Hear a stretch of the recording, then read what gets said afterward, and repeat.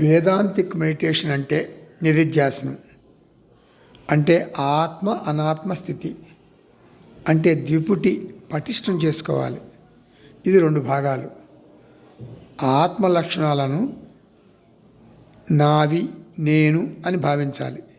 నేను అద్వితీయం, నేను సచ్చిదానంద, నాకు సంచిత ఆగామి ప్రారబ్ధ కర్మలు లేవు. ఇది ఆత్మధ్యానం అంటే. ఇది ముఖ్యంగా చేసుకోవాలి మనం. రెండోది ఏం చేయాలి మనం? అనాత్మ ధ్యానం చేయాలి. అంటే అనాత్మ వ్యావహారిక సత్యం అని చింతన చేయాలి. అసత్యమైన ఈ జగత్తు గురించి ధ్యానం చేయాలి. అంటే ఆత్మ సత్యం అనేదానికంటే ఎక్కువగా అనాత్మ మిథ్యాత్వం చూడగలగాలి. ఆత్మజ్ఞానం పొందిన తర్వాత కూడా జగత్తు నన్ను కలవరపెడుతుంది.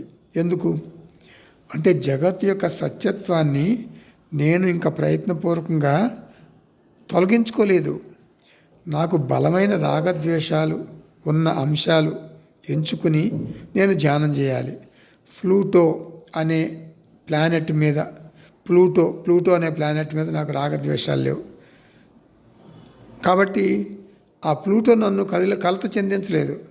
రాగద్వేషాలు సాధారణంగా 3 రకాలుగా మనం బాధిస్తాయి. 1 బాహ్యంలో బాధిస్తాయి, 2 కుటుంబంలో, 3 తనలో తాను. అంటే ఏదో ఊహించుకుని బాధపడతాం అన్నమాట. నా బ్యాంకు బ్యాలెన్స్ ₹1,00,00,000 ఉంది. అది మిథ్యాన్ని ఎలా ధ్యానం చేయగలను? ఉంది కదా ₹1,00,00,000. అట్లా అనవద్దు.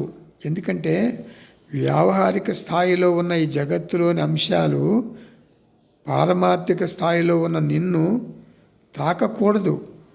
కొంతమంది నిన్ను అడగొచ్చు, నాకు స్పష్టంగా అనుభవంలోకి వచ్చే జగత్తు లేదు అని ఎలా అంటున్నావు? అష్టావక్ర మహర్షి అంటారు, స్వప్న ప్రపంచం నీకు అనుభవంలోనే ఉంది కదా, మరి చెప్పుకో. స్వప్న ప్రపంచం నీకు అనుభవంలోనే ఉంది కదా. మేలుకోగానే స్వప్నం అసత్యం, స్వప్నం మిథ్య అని నీవే అంటున్నావు కదా. అలాగే ఈ వ్యవహారం, ఈ జాగ్రత్త ప్రపంచం అంతా ఒక పెద్ద స్వప్నం లాంటిది. నీకు జగత్తు అనుభవంలోకి వస్తుంది, అది కాదంటం లేదు. నీకు అనుభవంలోకి వచ్చే జగత్తు మిథ్య అంటున్నాం అంతే అంటారు అష్టావక్ర మహర్షి.